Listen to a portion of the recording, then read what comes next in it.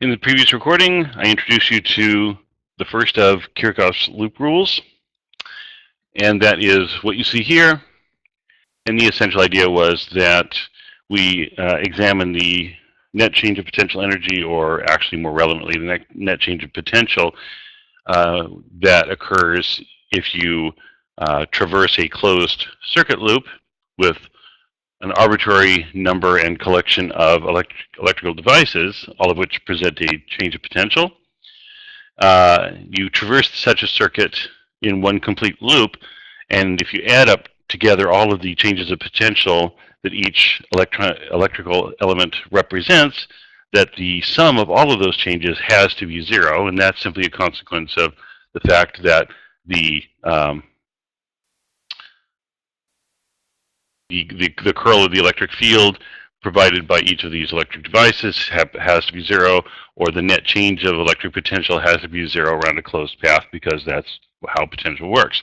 And so Kirchhoff applied that concept of conservation of energy specifically to a circuit and made this assertion here. So his first rule for analyzing a current loop. Okay, and so I'm going to apply this idea now mathematically to the circuit that you see here.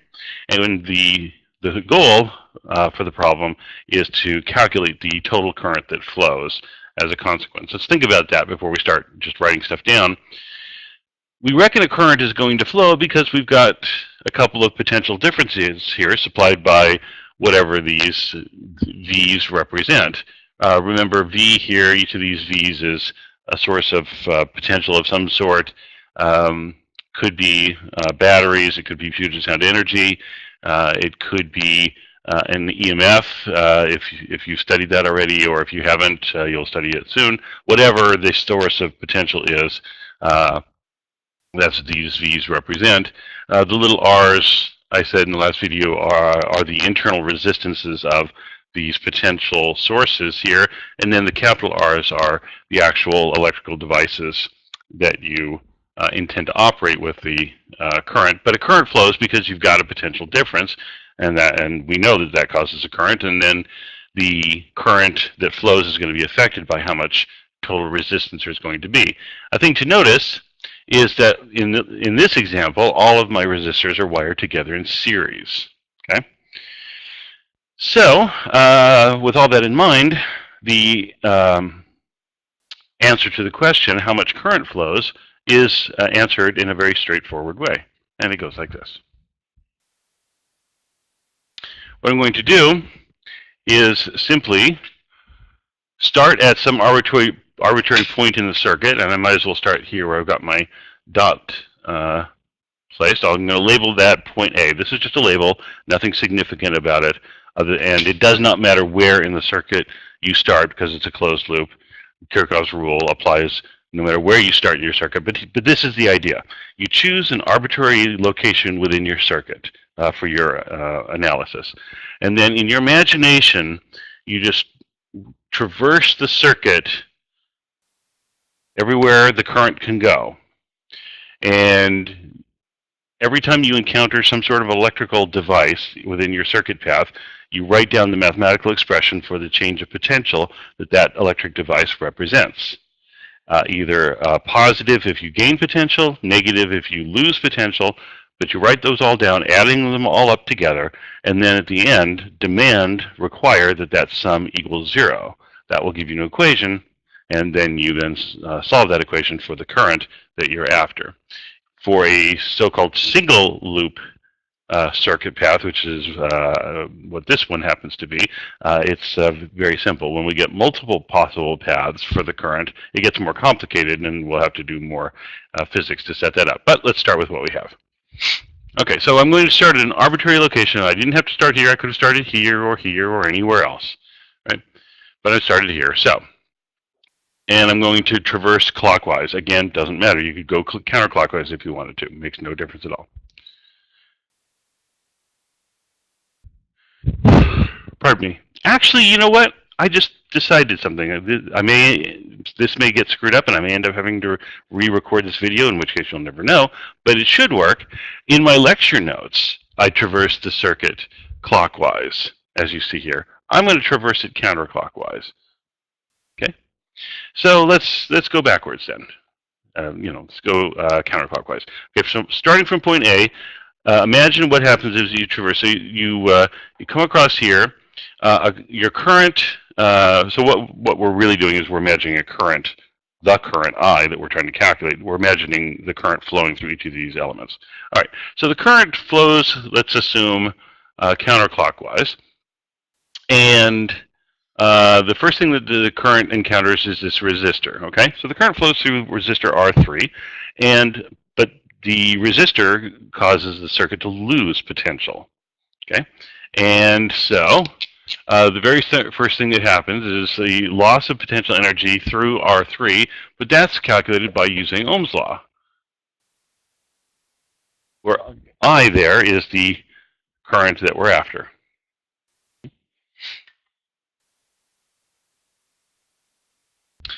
All right, so that's that. And then the next thing we encounter is little r2. That's the internal resistance. Remember, if I imagine that if I think of this collection as a battery, then this would be the internal resistance of the battery. So again, our current goes through here, and it loses some potential due to little r2. We'll write that down. Now, here, the current goes from low potential to high potential, so that's a gain of potential V2, so we'll add that.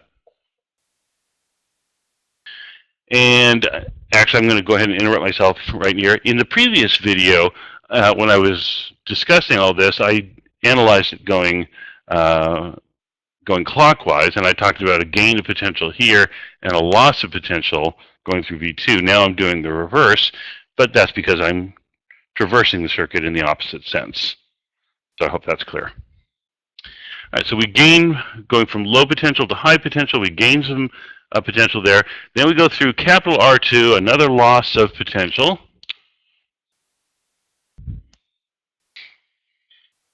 I'll have to wander back and forth with the camera. So where was I? Loss of potential through capital R2. And then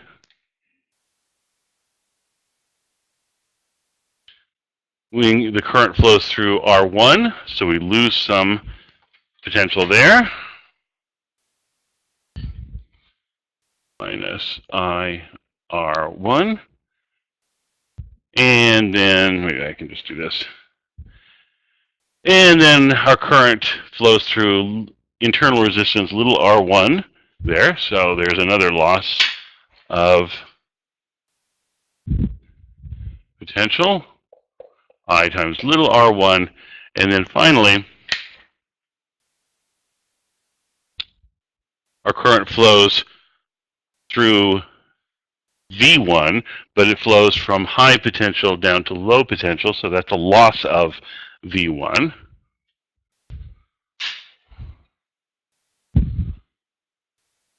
Minus V1. And having accomplished that, we have returned to our starting point. Since we've returned to our starting point, we have to be, by conservation of energy, we have to be back at the same potential that we started with. And so that means that all of these changes of potential have to add to 0. Okay? And this last step here is Kirchoffs rule. The sum of those changes of potential have to equal 0. Okay? So the key physics is this statement here, that all that stuff added together all those changes of potential over there on the left have to sum to 0. That's conservation of energy. Will I ask that on a test? You betcha. Okay. And then the problem from this point is to simply solve for I.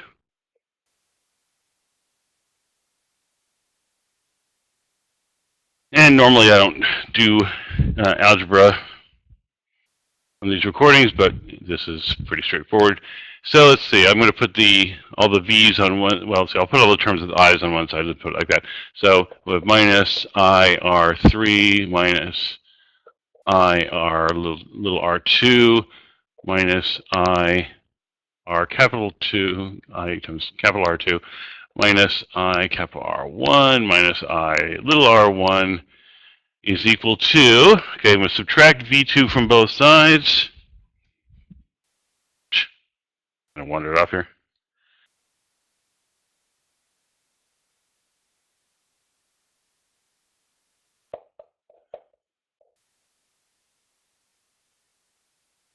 I'm going to add V1 to both sides, subtract V2 from both sides, V1 minus V2. Or, if you prefer,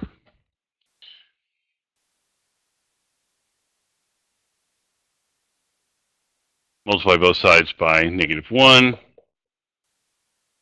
And for that matter, I'll factor out common factor of I.